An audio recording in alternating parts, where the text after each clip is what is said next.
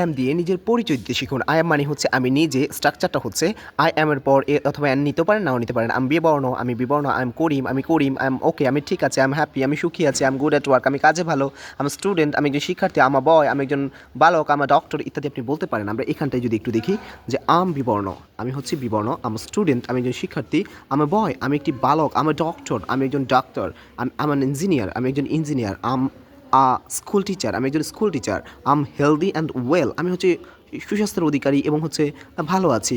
Um white by skin colour, আমি রঙের দিক থেকে ফর্সা। যদি আপনি বলতে চান I am 5 feet 7 inches tall, আমি 5 ফুট 7 ইঞ্চি লম্বা। আম নার্স, আমি একজন সেবিকা, আম হাংরি, আমি ক্ষুধার্ত, আম ওকে, আমি ঠিক আছে, আম গুড অ্যাট ওয়ার্ক, আমি কাজে ভালো, আম হিজ ব্রাদার, আমি তার ভাই, আম হ্যাপি, আমি সুখী, আম 25, আমার বয়স 25 বছর, আমি রিচ বিজনেসম্যান, আমি একজন ধনী ব্যবসায়ী, আই এম অপেন কেয়ারলেস, আমি প্রায় হচ্ছে কী হয়ে যায়, আমি প্রায় হচ্ছে আম, এই দিকটা যদি দেখি মানে মনোযোগ প্রায় হচ্ছে অসাবধান হয়ে পড়ি। তারপর যদি বলতে চাই আম ভেরি অ্যাটেন্টিভ টু স্টাডি, আমি পড়াশোনায় খুবই মনোযোগী। এখানে আপনাদের জন্য খুব সুন্দর করে উচ্চারণগুলো অ্যাড করা হয়েছে, তারপর এখানে বাংলা মিনিং অ্যাড করা হয়েছে এবং স্ট্রাকচারটা তো পুরোপুরি দেখতে পাচ্ছেন। সো ভিডিওটি শেয়ার করতে পারেন আপনার সেই বন্ধুকে যিনি ইংরেজি শিখতে চান। আর এই কথাগুলো বলা হচ্ছিল ইংলিশ উইনার বইয়ের হচ্ছে 8 নম্বর স্ট্রাকচার থেকে। আপনি চাইলে বইটি অর্ডার করতে পারেন। Thank you.